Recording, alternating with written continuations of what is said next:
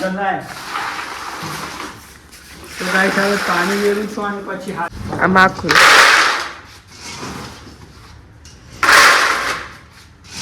તો હેલો મારા ગુજરાતી મિત્રો અને મારી ગુજરાતી ફેમિલી, વેલકમ કરું છું તમારા મારા નવા બ્લોગ. તો ગાઈસ અત્યારે 3 વાગ્યા છે અને હું તમને ખોણ પલાળું, કેમ કે આપણે તબેલો છે તો જોઈ શકો આવડો મોટો આપણો તબેલો છે. લગભગ અંદર 15 થી 16 પશુઓ છે. તો આપણે તમને હું શીખવાડું ખોણ પલાળતા. તો ગાઈસ તગારો મેં ગોઠવી ગયા છે અને આ એક કટ્ટુ સાબરદાનું. તો રૂકો હું તમને કમ્પ્લીટ બતાવું. તો ગાઈસ જો આ તોહણું છે અને આપણે આ અંદર સાબરદાન નાખવાના છે. તો લગભગ એક તગારામાં 2 તોહણો નાખવાનો આપણે. તો ફટાફટ આપણે નાખી દઈએ. ચલો આ માખું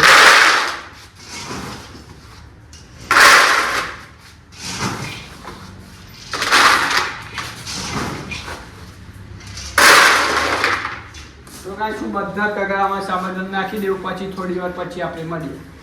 ગાઈસ હવે સાબરદાન નાખી દા. હવે ભેરતું નાખવું પડે, કેમ કે થોડું આપણે દૂધ વધારે લેવું હોય એટલા માટે આપણે ભેરતું નાખીએ તેટલું સારું. તો આપણે બધા તગારામાં ભેરતું નાખવું પડે એટલા માટે નાખી દઈએ ફટાફટ.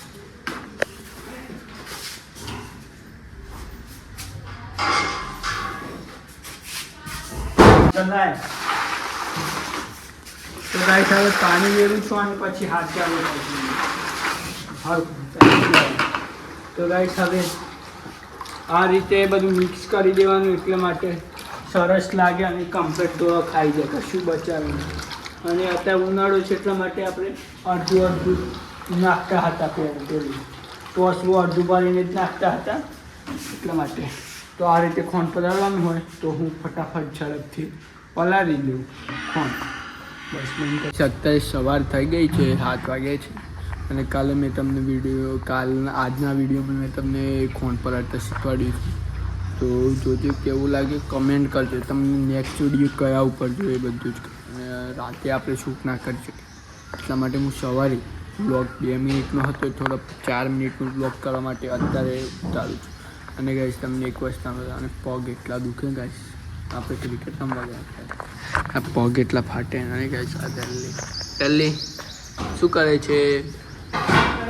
કૂદે છે દિલ્હી ગાઈસ. અને ગાઈસ કામ ચાલુ છે પાછળ, તો તમને પછી હું બતાવીશ. અને રેલી શું કરી? તો ગાઈસ રેલી મસ્તી કરે છે. તેણે કૂદો બીજું ક્યારે? તો ગાઈસ બીજું કશું જ નહીં. હવે મારે ચા પીવી છે. ચા પીને આપણે એક થોડી વિડીયો અપલોડ કરવો છે એટલા માટે ચા પી લે પછી વિડીયો અપલોડ કરીએ. તો વિડીયો ગમ્યો હોય તો લાઈક કરી દેજો.